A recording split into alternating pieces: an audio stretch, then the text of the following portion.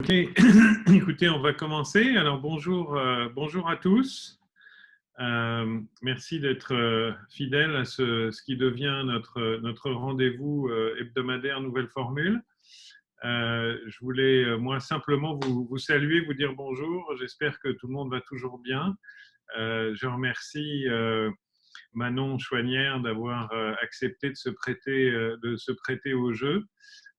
Pour la conférence de cette semaine, et je vais laisser Lise Gauvin vous présenter notre conférencière et animer ensuite les questions. Je vous rappelle qu'on vous demande s'il vous plaît d'éteindre votre micro et votre caméra et que vous pouvez utiliser la ligne conversée ou chat pour poser vos questions qui seront ensuite posées à Manon par Lise à la fin de sa conférence. Donc, bonne conférence et Lise, c'est à toi.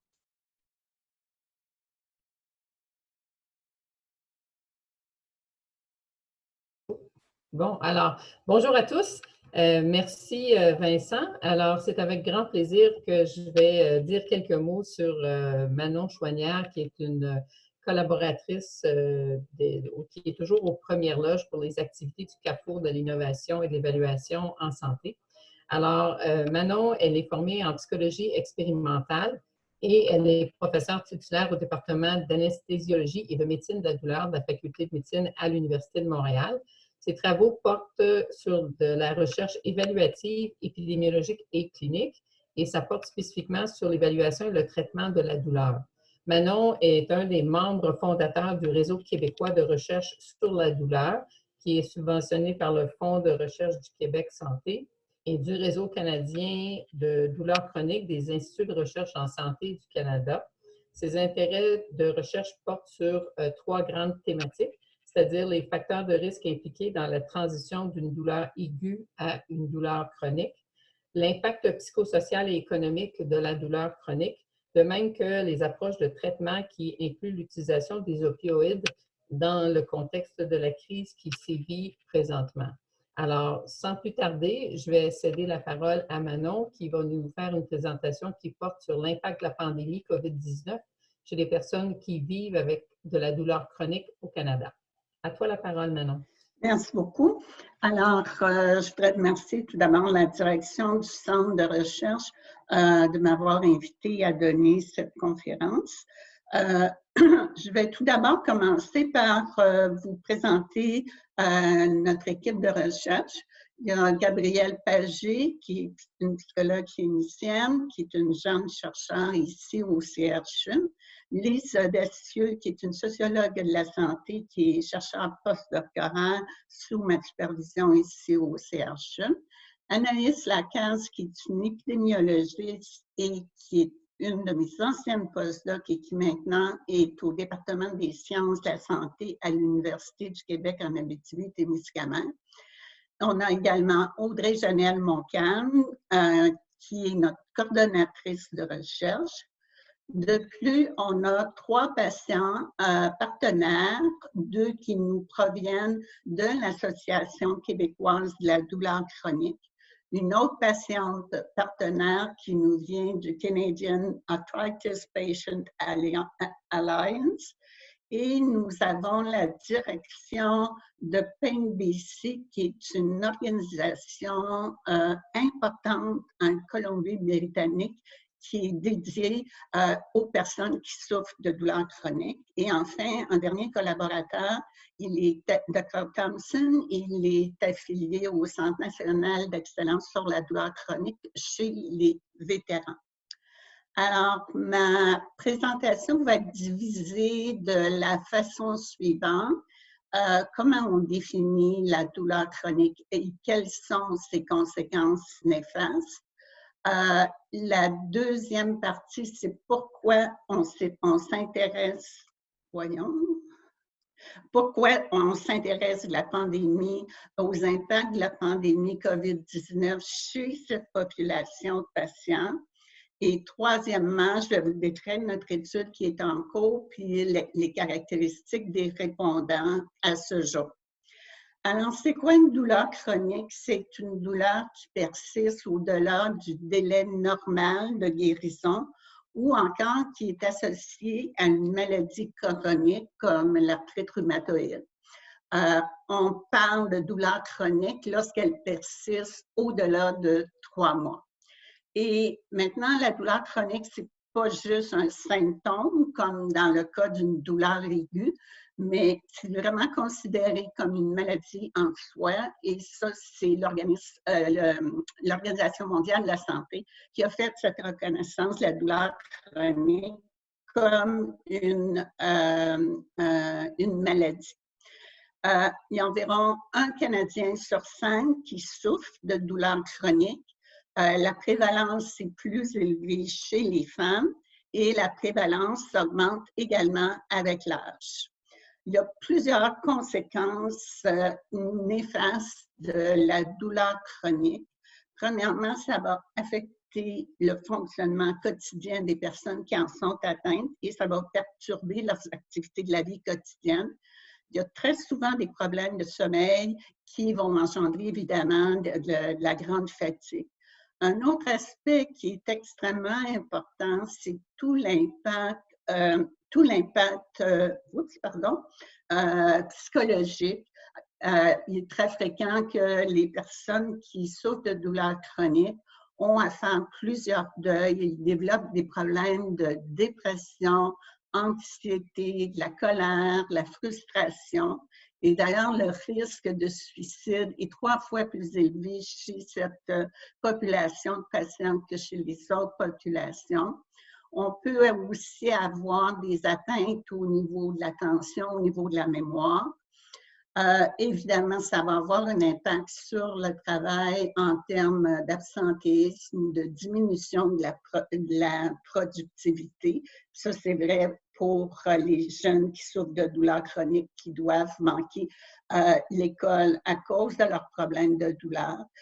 Cette dernière va aussi avoir un impact important sur la vie familiale, sur les activités sociales. Et avec le temps, les gens qui souffrent de douleurs chroniques ont de plus en plus tendance à s'isoler. Alors, ce qu'on constate, c'est que les gens ont une qualité de vie considérablement détériorée.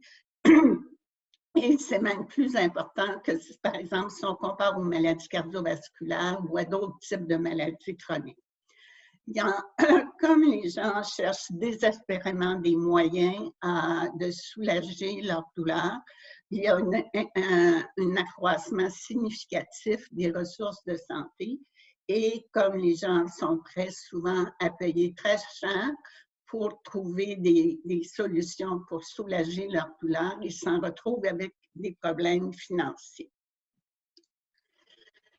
Le fardeau économique de la douleur chronique en termes de productivité, de coûts en termes d'utilisation de ressources de santé et de perte de productivité. Il y a une étude américaine en 2012 qui a estimé que c'était de l'ordre d'environ 560 milliards de dollars US. Et en fait, c'est plus que les coûts des maladies cardiovasculaires, du cancer ou du diabète. Alors, si on diminue, si on divise par 10 par rapport pour le Canada, ça représente à peu près 56 milliards de dollars US.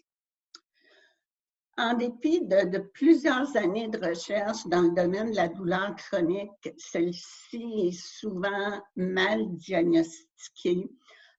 Il y a un problème souvent de sous-traitement de la douleur ou encore elle n'est pas traitée de façon adéquate ou elle n'est pas traitée du tout. Et ça, il y a différentes raisons qui expliquent que le soulagement de la douleur n'est pas optimal. Premièrement, il y a des lacunes très importantes dans la formation des médecins, des professionnels de la santé en ce qui concerne l'évaluation, la pharmacologie et le traitement de la douleur. Il y a aussi un manque important de ressources en termes de soins, notamment des cliniques spécialisées dans le traitement multidisciplinaire de la douleur. Puis un autre problème, c'est que la douleur chronique, c'est un phénomène qui est transversal dans différentes maladies chroniques, de sorte qu'on va donner priorité aux autres maladies chroniques, par exemple les maladies cardiovasculaires ou le diabète, puis la douleur chronique va être souvent le parent pauvre. Et enfin, c'est un phénomène qui est très complexe, la douleur chronique. Il y a des multiples dimensions. C'est non seulement physique, mais des dimensions biopsychosociales importantes, de sorte que la meilleure approche, le standard pour traiter la douleur chronique, puis ça c'est reconnu là, dans toute la littérature, c'est que on doit avoir une approche biopsychosociale où on combine différentes modalités de traitement physique, pharmacologique, psychologique, etc. Alors, pourquoi on s'intéresse aux impacts de la pandémie COVID-19 chez cette population? Bien, comme vous le savez tous, la pandémie puis les mesures de confinement puis de distanciation sociale, ça a énormément de conséquences à travers le monde, tant au plan humain qu'économique. Et c'est aussi une source importante de stress et d'anxiété. Puis ça, on entend parler de plus en plus.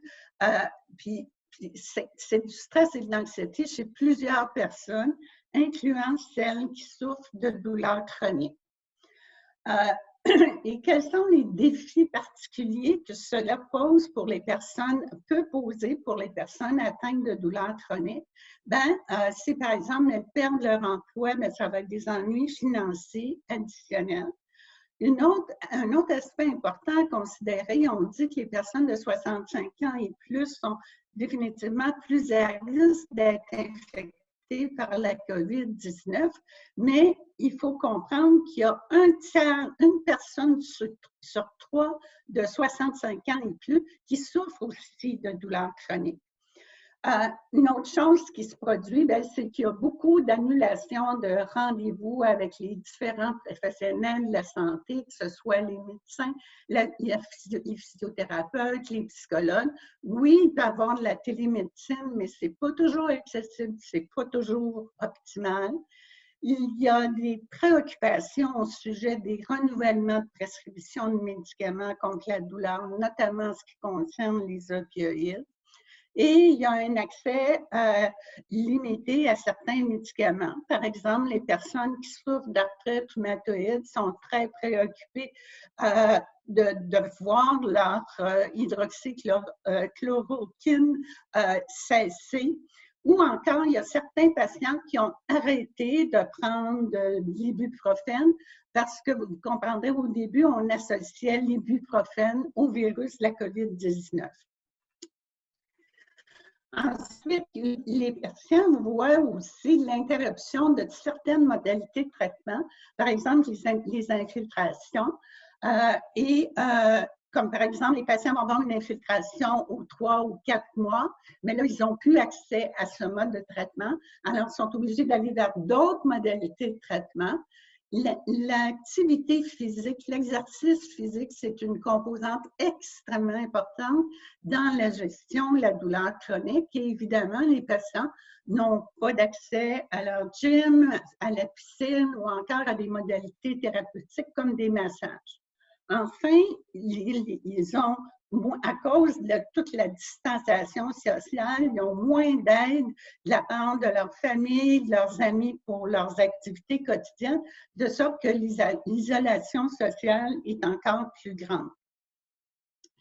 Donc, la pandémie COVID-19 et les mesures de restriction qui y sont associées, ça peut représenter une source importante de stress et d'anxiété chez les personnes qui souffrent de douleurs chroniques.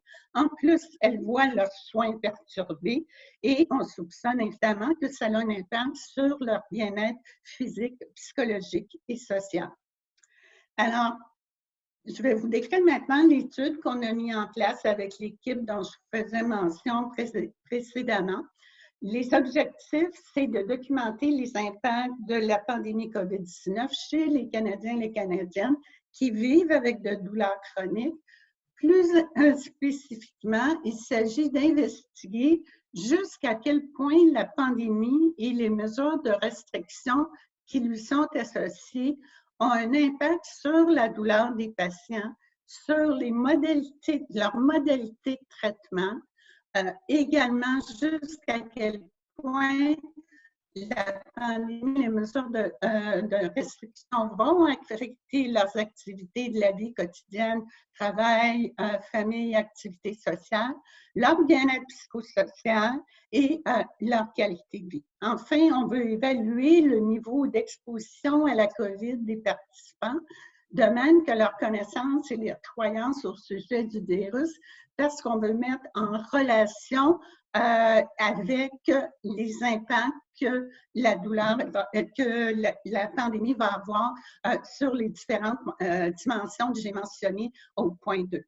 Alors, pour la méthodologie qu'on utilise, c'est un devis mixte, à savoir, il y a une composante quantitative dans notre étude, à savoir qu'on administre un questionnaire en ligne.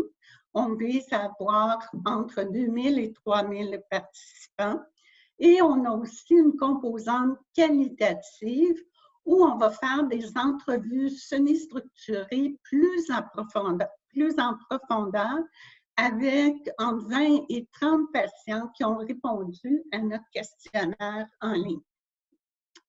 Les patients sont recrutés dans l'étude si ce sont des personnes adultes qui souffrent de douleurs depuis plus que 3 mois et qui affectent leur fonctionnement quotidien.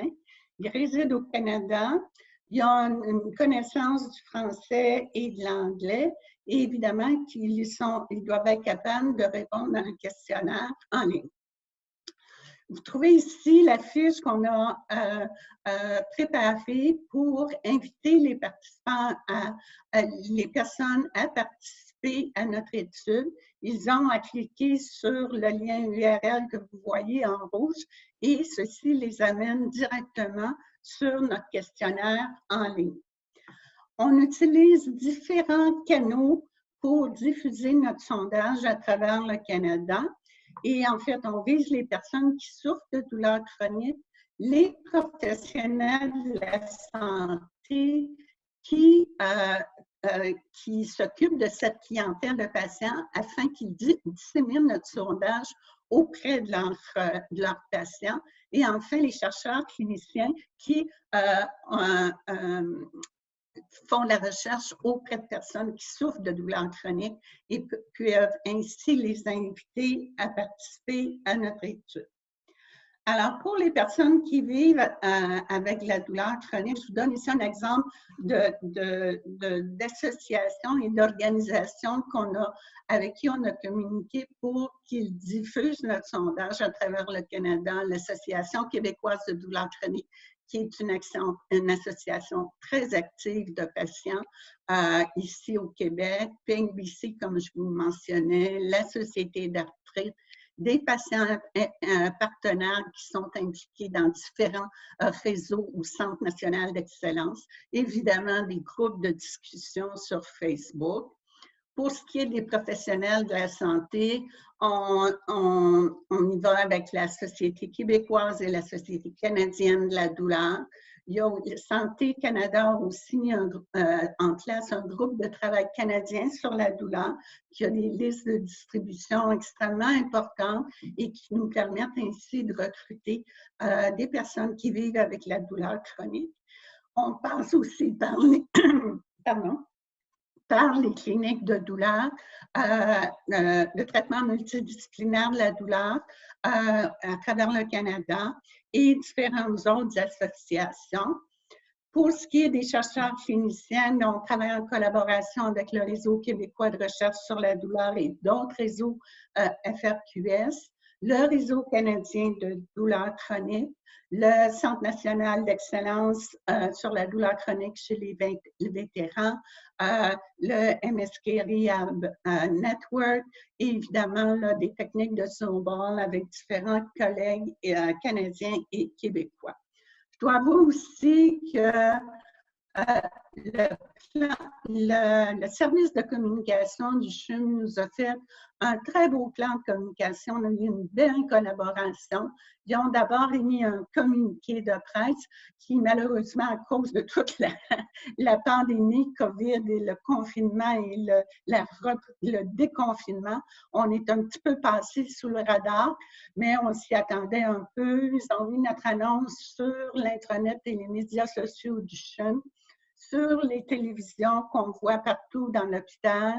Et cette semaine, on a tourné des courtes vidéos en français et en anglais pour faire la promotion gratuite et payante sur Facebook. Et je dois vous dire que ça a été l'événement de ma semaine parce que je souffre d'isolation sociale aiguë. Et pour la première fois, je me suis rendue au CHUM depuis 2 mois et j'ai parlé à d'autres personnes que mon conjoint. C'était vraiment, vraiment là, excellent. Ça m'a fait le plus grand bien. Alors, comment on procède? Bien, notre lien URL pour notre questionnaire est envoyé aux différents participants potentiels. On vérifie les critères d'éligibilité sur la première page de notre questionnaire en ligne. Ensuite, les patients doivent fournir un consentement informé, toujours en ligne, et ça prend entre 20 et 30 minutes pour compléter notre questionnaire. Qu'est-ce qu'on mesure? Bien, premièrement, les caractéristiques de la douleur des participants en termes de durée, d'intensité, d'interférence. On regarde aussi à l'impact, on a des questions mesurant l'impact de la pandémie COVID et des mesures de restriction, de confinement, de distanciation sur la sévérité de la douleur. Est-ce que l'expérience de la douleur s'est considérablement détériorée ou a considérablement amélioré avec des échelles de Likert? Et aussi les impacts de la pandémie sur les modalités de traitement, autant la médication que les méthodes non pharmacologiques. Et comme je le mentionnais tout à l'heure, on évalue également le niveau d'exposition au virus et la nature des mesures de restriction. On mesure également à l'aide d'échelles validées l'impact de la pandémie des mesures de restriction sur le travail, la vie familiale, la vie sociale, etc. On a des mesures également dûment validées pour mesurer le niveau de stress et on a également des questions qui sont basées sur le modèle de stress de Lazarus et Folkman. On a des mesures d'anxiété et de dépression, de qualité de vie reliée à la santé, puis évidemment, on a des données socio-démographiques incluant une question sur à savoir si la personne est un vétéran ou pas, parce qu'on nous a demandé de faire une sous-analyse. Le Centre national d'excellence, dont je fais partie, a demandé qu'on fasse une sous-analyse chez les vétérans.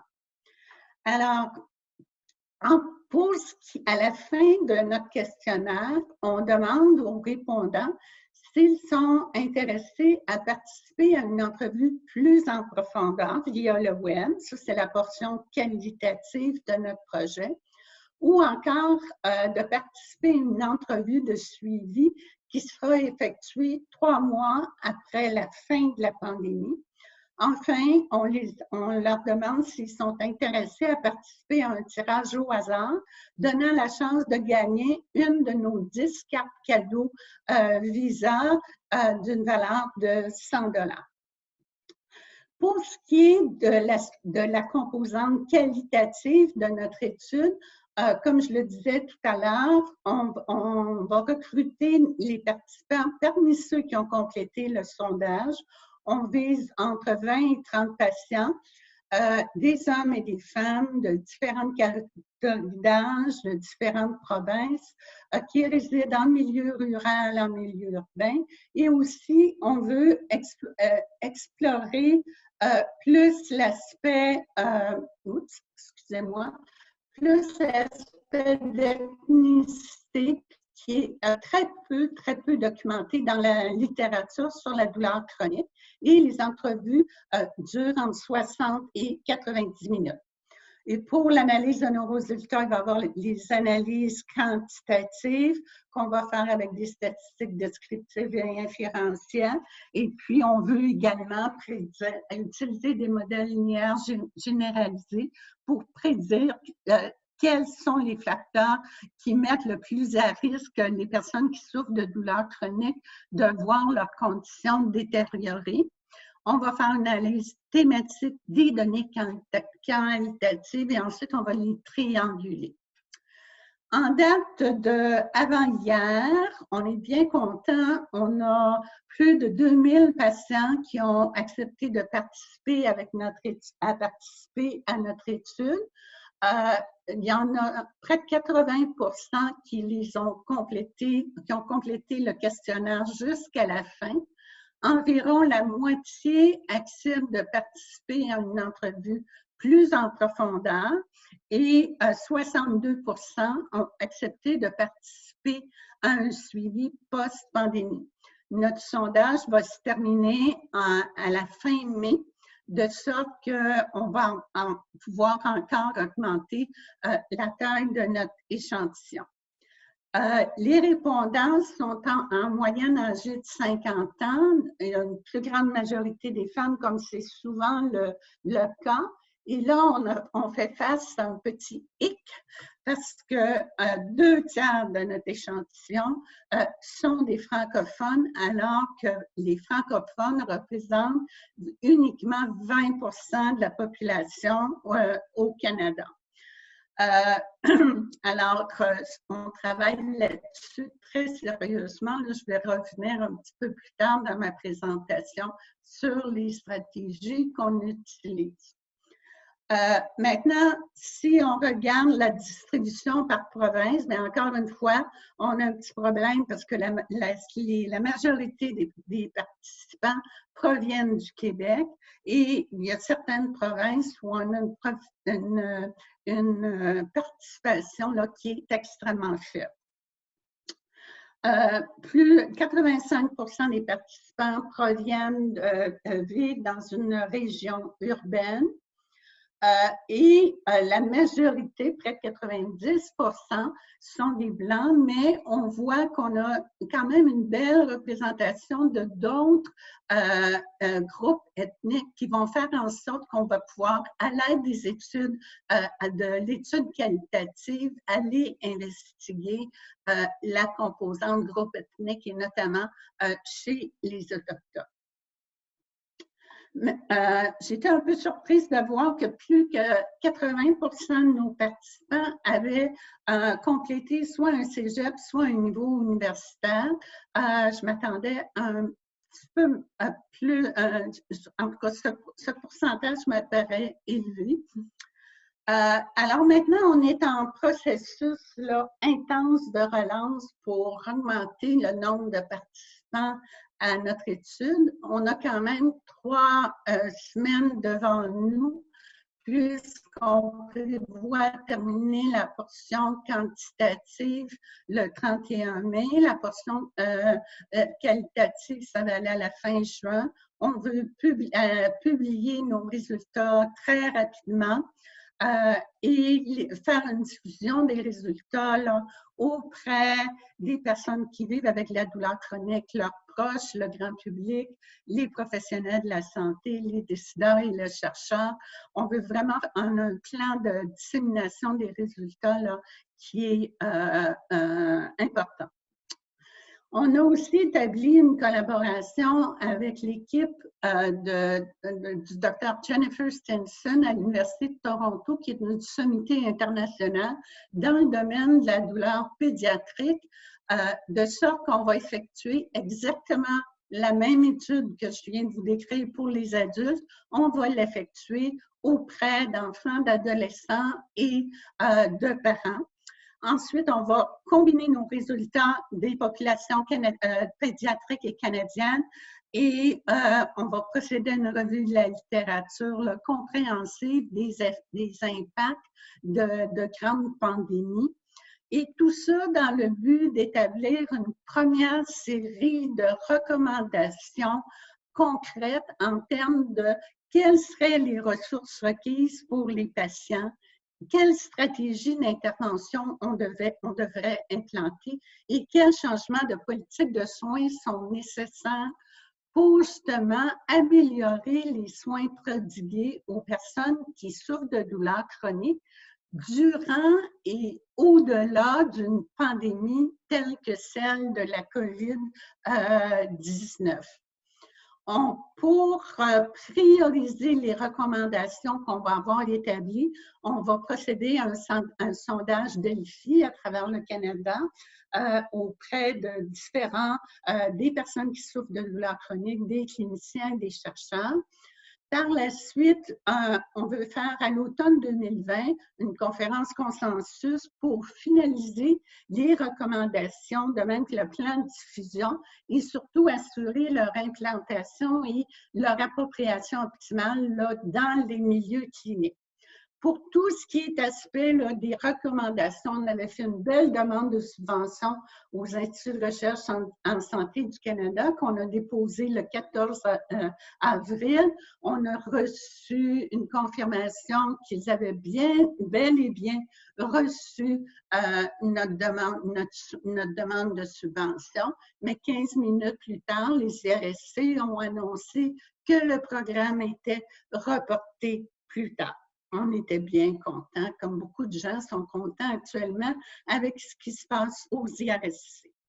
Alors, quels impacts, quelles implications, tant au plan clinique que de recherche, on espère que notre étude va avoir, c'est une meilleure compréhension des besoins et des défis auxquels ont à faire face les Canadiens et les Canadiennes qui vivent avec la douleur chronique durant une pandémie, comme celle de la COVID-19. On veut identifier les ressources nécessaires qu'on doit leur dédier, de même d'implanter des stratégies d'intervention, notamment au plan virtuel, mais aussi basées sur les meilleures pratiques. Au plan de la recherche, on espère qu'on va pouvoir développer des études rigoureuses pour évaluer justement les impacts des stratégies d'intervention et des changements au niveau des politiques de soins. Tout ça, on l'espère, va contribuer à améliorer la condition et le bien-être des personnes qui vivent avec de la douleur chronique, qui sont déjà vulnérables, même en l'absence d'une pandémie. Et éventuellement, on espère que ça va aussi avoir un impact au plan économique de la douleur chronique. En terminant, je voudrais remercier, je suis désolée, je n'ai pas de résultats parce qu'on ne veut pas analyser nos résultats, on ne veut pas diffuser nos résultats cliniques avant la fin de notre sondage. Alors, on a choisi de ne pas présenter de résultats aujourd'hui, même si on aurait pu le faire, mais on croyait que c'était plus approprié de ne pas le faire. Alors, premièrement, je voudrais remercier tout particulièrement Mme Audrey-Janelle Moncalme, qui est notre coordonnatrice de recherche et qui est une véritable perle. Ensuite, je voudrais remercier Lauriane Marceau, Lucie Dufresne et Bruno Geoffroy du service de communication du CHUM et du CRCHUM pour leur collaboration très précieuse. Un merci tout spécial à l'Association québécoise de la douleur chronique et Pain BC, qui sont des partenaires importants. Enfin, je voudrais remercier les organismes qui subventionnent notre projet, à savoir le Réseau québécois de recherche sur la douleur, qui est financé par le FRQS, de même que le Réseau canadien de la douleur, qui est financé, le Réseau de douleur chronique, pardon, qui est financé par les IRSC, et enfin PainBC, qui est aussi un partenaire financier. Alors, je vous remercie de votre attention et on va pouvoir procéder à la période des questions. Alors, merci beaucoup Manon pour cette présentation-là qui nous a donné beaucoup de renseignements sur la douleur et surtout sur le projet que vous faites. Tu me connais, si nous avions été en présentiel, j'aurais invité les gens à se lever pour te donner une ovation debout. Alors, imagine-le dans ta tête, s'il vous plaît. J'ai vu des mains d'applaudissements se lever. Pour les gens, et j'en vois encore qui ouvrent leur vidéo pour exprimer leur reconnaissance. Je peux peut-être maintenant ouvrir Ce sont mes étudiants. Ah ben ça, c'est encore mieux. J'invite les gens maintenant peut-être à utiliser le chat ou le clavardage pour poser des questions. Et tel que mentionné par Vincent en début de séance, je vais lire les questions. Je vous signale qu'on est un petit peu plus de 80 en ligne actuellement, alors ça va éviter qu'il y ait trop de bruit en même temps sur la ligne. On a une première question de la de Nicolas Hagmeister. Savez-vous depuis combien de temps, en moyenne, les patients de votre cohorte souffrent de douleurs chroniques? Je pose la question parce que je me questionne si on a beaucoup de personnes qui souffrent depuis seulement un peu plus de 3 mois. Est-ce que ça ne risque pas de créer des données un peu biaisées? Le confinement dure depuis presque 2 mois et ceux qui ont eu un diagnostic depuis seulement 4 mois sont peut-être moins capables d'avoir un avis sur l'impact de la COVID que la COVID aurait eu sur eux. Alors, la question est de savoir, est-ce que dans les analyses que vous prévoyez, vous allez tenir compte de l'historique de douleur chez les personnes et comment éviter les biais de confusion? Bien évidemment, on va tenir compte de la durée de la douleur, mais je serais très surprise et pour avoir vu certains résultats cliniques, je vous dirais que la moyenne va se situer entre 6 et 10 ans. Et si on regarde avec l'Association québécoise de la douleur chronique, c'est aussi à peu près la durée moyenne de la douleur qu'on retrouve chez cette clientèle de patients. Et je pense que les gens qui souffrent de douleurs chroniques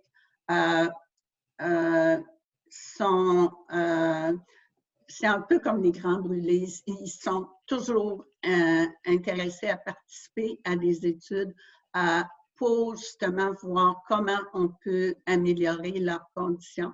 Alors, on en retrouve avec des gens que ça fait, je pense, un patient le plus âgé, il y a 86 ans. On en retrouve là avec des durées de douleur qui sont variables, mais suffisamment grandes pour pas qu'il y ait un biais. Alors, des félicitations qui continuent à rentrer. Ensuite, de la part de Christian Demers, croyez-vous que la sévérité de la pandémie au Québec peut expliquer la surreprésentation des Québécois dans l'étude? Peut-être, c'est une hypothèse intéressante, mais moi, je pense que ça reflète surtout la détermination et la grande activité de l'Association québécoise de la douleur chronique, qui regroupe plus que 8000 membres et qui ont un site web qui est très informatif et qui, je pense que c'est, mais ça se peut aussi que il y ait cette composante-là qui joue. Ça aussi, ça va être un facteur qu'on va tenir en compte dans nos analyses. Mais j'aimerais bien qu'on renverse là, notre pourcentage de francophones et d'anglophones. Là. Et si vous avez des suggestions à cet effet, là, elles sont plus que bienvenues. On passe beaucoup par Facebook. Une des co-chercheurs, co-Pierre, Anaïs Lacasse, qui est très bonne sur Facebook. Et alors que moi, je ne le suis pas du tout. Et elle a fait beaucoup de travail du côté de Facebook. Je peux peut-être me permettre une question qui est en suivi de ça. Et je me demandais si dans le questionnaire, vous aviez posé des questions sur les consignes de distanciation physique et ainsi de suite, parce que et ou peut-être encore plus de demander le code postal à 3 positions pour savoir si les gens vivent dans un endroit où il y a des mesures strictes et Tout à sinon… fait. On a demandé les 3 premiers chiffres du code postal de sorte qu'on peut savoir la province qu'ils habitent, de même s'ils sont dans une région rurale et urbaine. En plus, on avait des questions spécifiques sur la distanciation sociale et les mesures de confinement dans lesquelles ils se trouvaient. OK. Et puis, il y a il y a une autre question qui est là, mais dans la façon d'analyser ça, c'est des analyses comparatives de groupe. Je ne peux pas me permettre de passer la possibilité de poser une question sur l'analyse. Vous allez le faire comment, cette analyse-là? Est-ce que vous avez des idées pour partager avec les gens? Bien, on va surtout travailler avec des modèles linéaires généralisés pour tenter de prédire les facteurs de risque et les facteurs de protection quant à la condition des patients et de savoir si leur douleur s'est détériorée, jusqu'à quel point elle s'est détériorée dans le contexte de la pandémie, et également des analyses multivariées pour les modalités de traitement qui ont été modifiées. Excellent. Il y a une question de la part d'Asma. Pensez-vous qu'il y aurait un impact de la COVID sur la douleur chronique parce que à cause de l'impact de la santé mentale sur la douleur chronique ou pour d'autres raisons? En quelque sorte, je pense que est-ce que c'est les impacts sur la santé mentale qui pourraient causer des effets sur la douleur chronique ou en fait l'inverse, ça pourrait être le poule et l'œuf ou il pourrait y avoir toutes sortes d'autres liens causaux. C'est ça qui fait que la douleur chronique, c'est un phénomène extrêmement complexe parce que c'est très imbriqué, la composante physique et la composante psychologique. Et c'est très difficile de faire des liens de cause à effet dans une telle situation, mais c'est sûr que la douleur chronique en soi a un impact psychologique. Et maintenant, est-ce que la pandémie, puis le stress, puis l'anxiété qui est causée vient ajouter à cet impact psychologique, la vulnérabilité que déjà les personnes qui ont de la douleur chronique sont sujets? Manon, tu avais évoqué aussi la possibilité de variation, la possibilité d'un suivi post-pandémie. Est-ce que tu peux en dire un peu plus long, puis peut-être aussi en termes de ce qui est prévu, en termes de collecte de données et aussi qu'est-ce qui est prévu en termes d'analyse ou les hypothèses que vous pourriez avoir par rapport à ça? En fait, on espère premièrement qu'il va y avoir une post-pandémie, puisque ça n'a pas l'air… Oui, ça c'est la première question, effectivement, oui. Pour ça, mais l'idée, ce serait que 3 mois après ce qu'on aura déclaré comme la fin de la pandémie, ce serait de réadministrer nos questionnaires et bien sûr d'avoir des questions aussi additionnelles qui, bien que rétrospectives sur certains aspects, mais il va y en avoir d'autres qui vont être vraiment sur la condition actuelle des patients. Et puis, évidemment, on a déjà des participants qui ont accepté de participer au post-suivi. Donc, on va avoir des mesures au post-pandémie. On va avoir des mesures durant la pandémie, de même que des mesures 3 mois après celle-ci, de sorte qu'on pourra peut-être isoler un peu plus la contribution de la pandémie comme telle. OK. Et si je peux me permettre aussi, vous avez parlé donc d'une diffusion de connaissances peut-être au mois de septembre. Est-ce que tu peux élaborer un peu plus sur les activités qui sont prévues? Évidemment, on s'attend à la publication, tu l'as mentionné, mais d'autres types d'activités pour rejoindre toutes les personnes qui sont impliquées?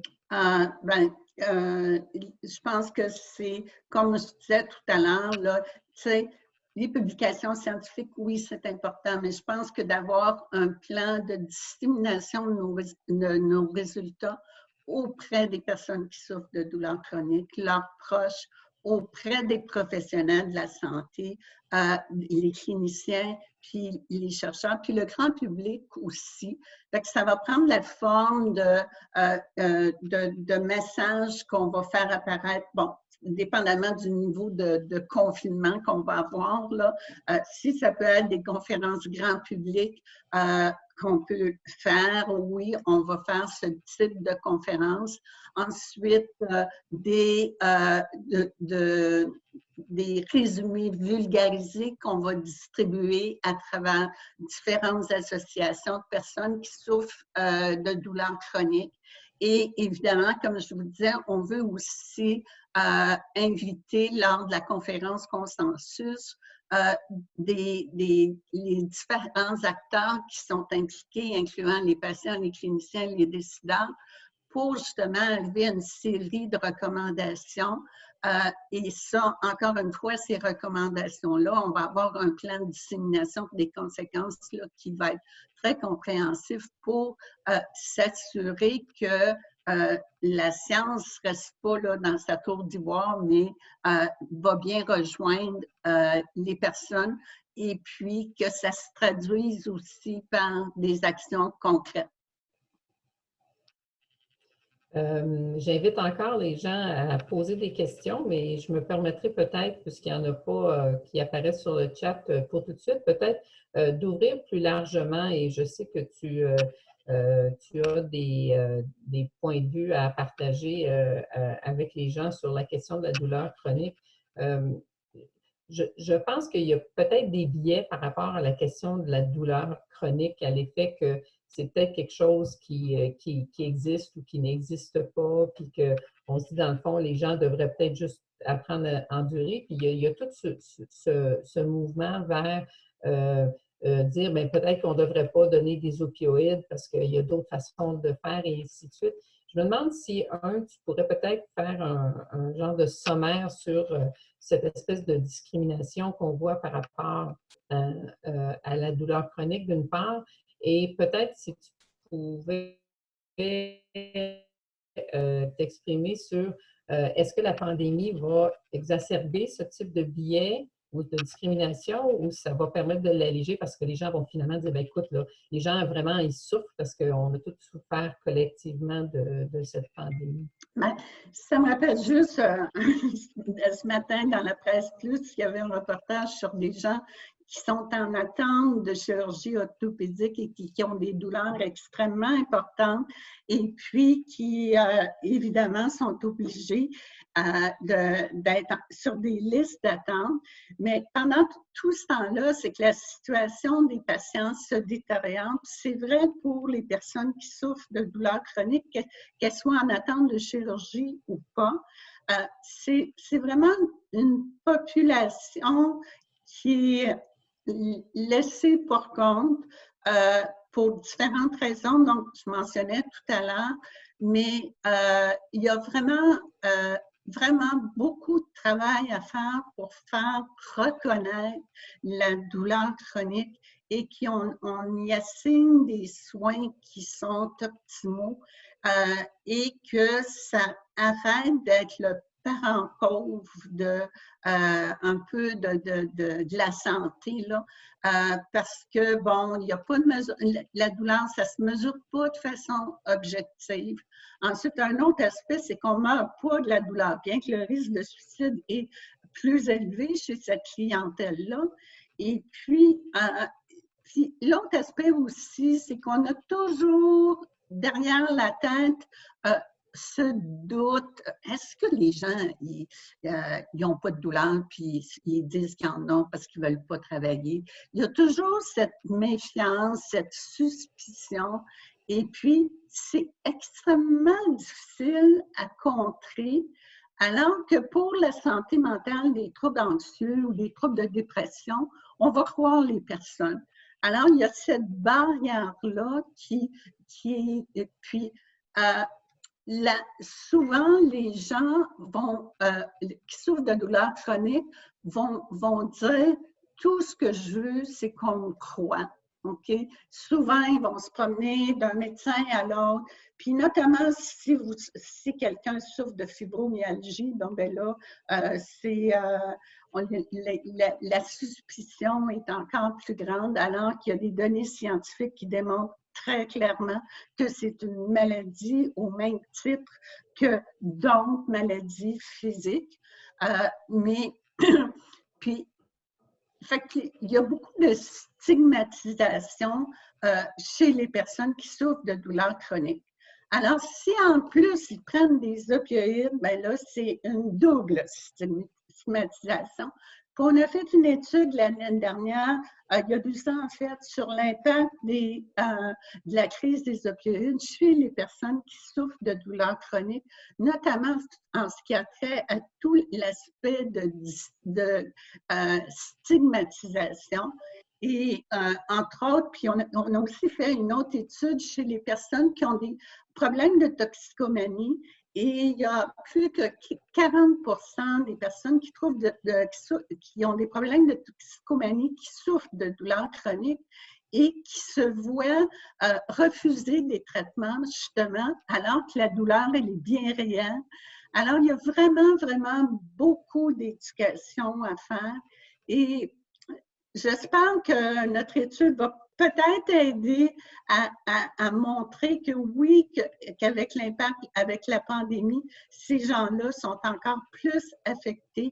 Et puis, dans tout le plan de dissémination de nos résultats, on va avoir nos patients partenaires qui vont être très, très impliqués, puis de donner des témoignages, etc., etc. Excellent, mais toujours en lien avec la formation, je partage une question qui nous vient de Vincent Poitou. Alors, évidemment, félicitations pour la très belle présentation. Compte tenu de ton constat de la formation insuffisante des professionnels de la santé sur la douleur chronique, y a-t-il des réflexions pour pallier à cette déficience au sein de nos universités et de nos maisons d'enseignement? Oui, il y a actuellement, puis c'est grâce beaucoup à Dr. Aline Boulanger, qui est la directrice de la clinique de la douleur du CHUM et du Centre d'expertise en douleur chronique du RUS de l'Université de Montréal, qui a monté tout un document en collaboration avec d'autres experts en douleur au Canada. Et ce document a été fourni à l'Association des facultés de médecine de l'Université de Montréal. Et c'est toute une série de recommandations pour augmenter le contenu sur l'évaluation de la douleur et son traitement dans le curriculum des médecins. Et à ma connaissance, actuellement, ce programme-là est piloté à l'Université Queen et éventuellement va s'étendre à travers le Canada. Il y a aussi maintenant une spécialité qui est reconnue par le Collège Royal, qui est en médecine de la douleur. C'est une sous-spécialisation. Et avec la Société canadienne de la douleur, il y a tout un groupe d'intérêt qui travaille spécifiquement sur comment améliorer la formation, non seulement des médecins, mais également des autres professionnels de la santé. Et si ça peut t'intéresser, Vincent, on a fait une enquête il y a une dizaine d'années pour savoir auprès des facultés de médecine, des départements de physiothérapie, en nursing, etc., etc. Et premièrement, il y avait à peu près 2 tiers des répondants qui ne savaient pas le nombre d'heures qui était consacré à la douleur dans leur université. Mais ceux qui recevaient le plus de formation dans le domaine de la douleur, je pense que c'était 4 fois ou 6 fois plus, c'était les médecins vétérinaires. Alors, tu en connais probablement plus, Vincent, que des médecins en médecine humaine. Excellent, merci. Alors, de la part de Céline Charbonneau, remerciement d'avoir pris l'initiative de rapidement étudier le sujet de la douleur chronique et de Julienne, COVID. c'est notre présidente de l'Association québécoise de la douleur chronique qui est très, très dédiée à la cause de la douleur chronique. Excellent, merci. Et puis, une question de la part de Jennifer Collins. Bonjour Manon, est-ce que vous diriez qu'il y a une classe de personnes affectées de maladies chroniques qui seraient plus à risque? Et merci pour la présentation qui est instructive. Merci beaucoup. C'est les gens, par exemple, les gens qui souffrent de diabète sont susceptibles de développer des problèmes de douleurs neuropathiques dues au diabète. Ensuite, les gens qui ont des maladies vasculaires sont à risque de développer des douleurs au niveau périphérique.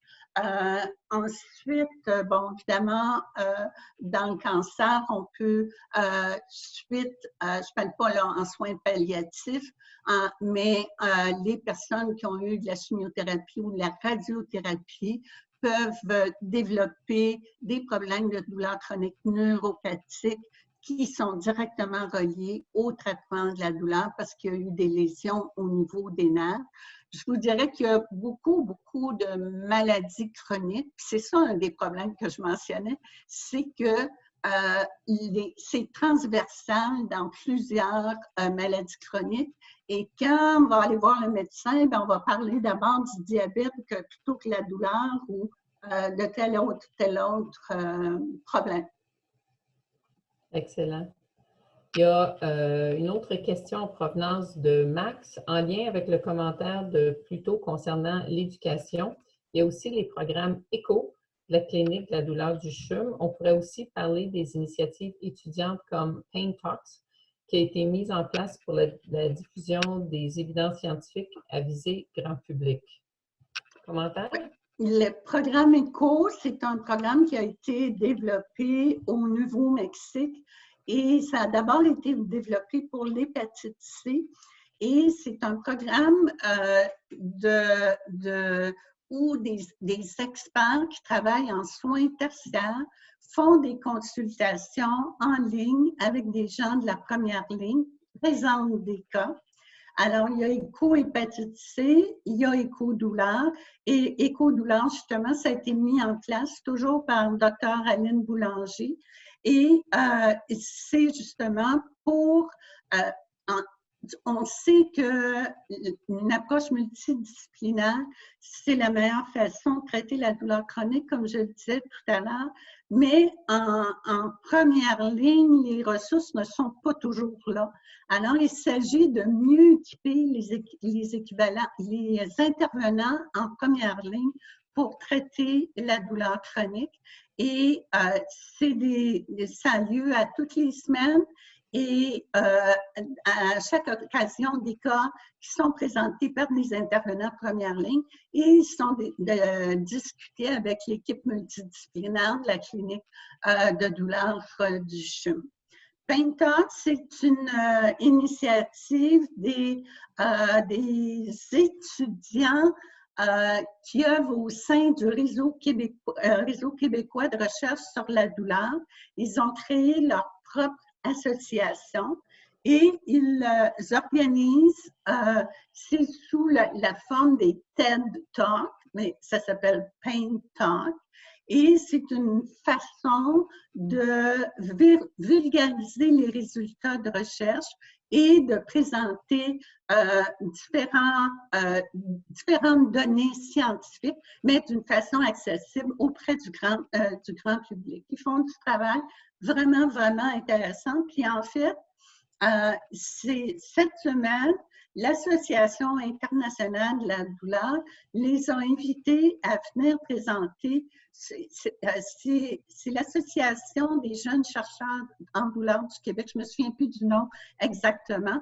Et ils ont été invités par l'Association internationale pour faire un webinaire sur qu'est-ce qu'ils font comme travail auprès des personnes qui souffrent de douleurs chroniques et des cliniciens, justement, pour tout ce qui est transfert de connaissances.